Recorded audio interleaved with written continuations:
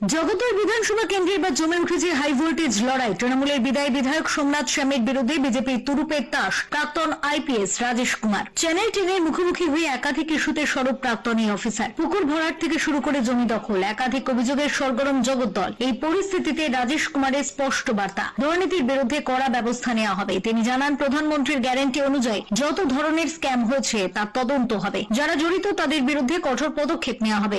দাঁড়িয়েছেন কার্যত সেই জায়গাটায় পুকুর ভরাট করার একটা বড় উদাহরণ সারা পশ্চিমবঙ্গে সব থেকে বেশি। সেই সব বিষয়গুলো নিয়ে আপনি কিভাবে এগোবেন?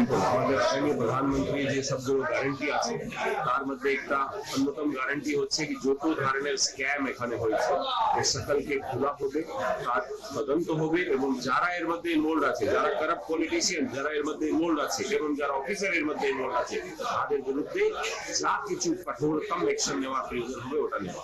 শুধু দুর্নীতি নয়, এলাকার বেহাল পরিকাঠামো নিয়েও সরব বিজেপি প্রার্থী। রাস্তা, পানীয় জল, ড্রেনেজ প্রতিটি ক্ষেত্রে সমস্যার কথা তুলে ধরেন তিনি। এখানে মানুষের অনেক বড় অসুবিধা আছে, এখানে রাস্তাঘাট নেই, বাড়ি বাড়িতে যে জলের সমস্যা আছে, ড্রেনেজের খুব বড় প্রবলেম আছে।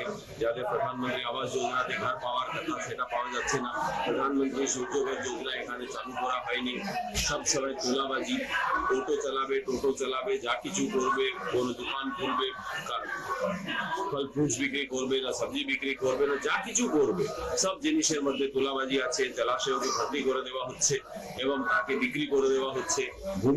ভূমিকে এরা মানে ভূ মাফিয়া মতো কাজ করছে। সব ইন্ডাস্ট্রি গুলোকে বন্ধ করে দেওয়া হচ্ছে, তাদের স্ক্র্যাপকে বার করে নিয়ে লোহা চোর, যাদেরকে অনেক সময় বলা হয় অনেক লোককে, তো লোহা চুরি আর স্ক্র্যাপ করতে পরিণত করে দিচ্ছে এবং বাচ্চাদের যে একটা চাকরি পাওয়ার সুযোগ সেসব বন্ধ হয়ে যাচ্ছে।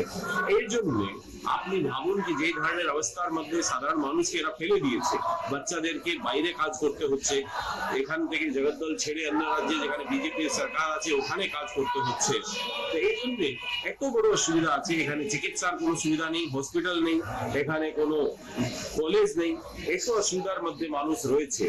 সবসময় ড্রেনেজ ওভারফ্লো করার জন্য মানুষ খুব প্রবলেমের মধ্যে আছে, জল জমে যাচ্ছে, ওখানে ডেঙ্গু, চিকেনগুনিয়া এসব জিনিসটা, ম্যালেরিয়া, এইসব মসকিটো ওখানে হচ্ছে, ভেক্টর বর্ন ডিজিজ অনেক বেশি এখানে বেড়ে যাচ্ছে।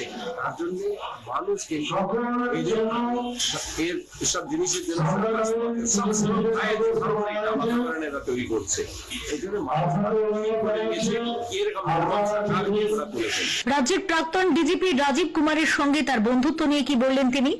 আপনার প্রধান বন্ধু আমরা জানি রাজীব কুমার, তিনিও কিন্তু এই মুহূর্তে শাসক দলের একজন অন্যতম মুখ হয়ে গিয়েছেন। তা তার সাথে কি আপনার কোনো আলাপ পরিচয় হয়েছে, কথা হয়েছে বা শুভেচ্ছা বার্তা পাঠিয়েছেন উনি? আমি তো এখন যুদ্ধের মধ্যে আছি, মানে আমি প্রচারের মধ্যে আছি, তো এখন আমি কারোর সঙ্গে আমার কথা হচ্ছে না।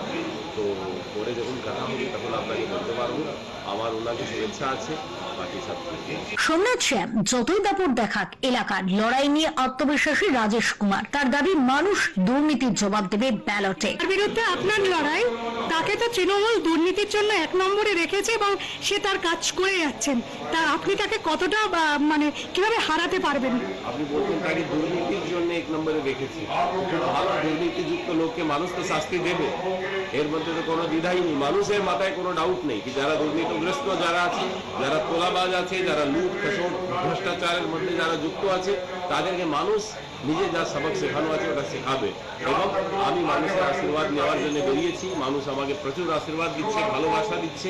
আমি নিজেকে জগদ্দলের সিট পেয়ে এত ভালো সকল মানুষের আশীর্বাদ পাওয়ার যে সুযোগ আমি পেলাম, আমি নিজেকে ধন্য মনে করি। একদিকে বিদায়ী বিধায়ক সোমনাথ শ্যাম, অন্যদিকে নতুন মুখ হলেও প্রশাসনিক অভিজ্ঞতায় ভরপুর রাজেশ কুমার। জগদ্দলের লড়াই এখন রাজ্য রাজনীতির অন্যতম আকর্ষণ। এখন দেখার শেষ হাসি কে হাসে। ফেরো রিপোর্ট, চ্যানেল 10।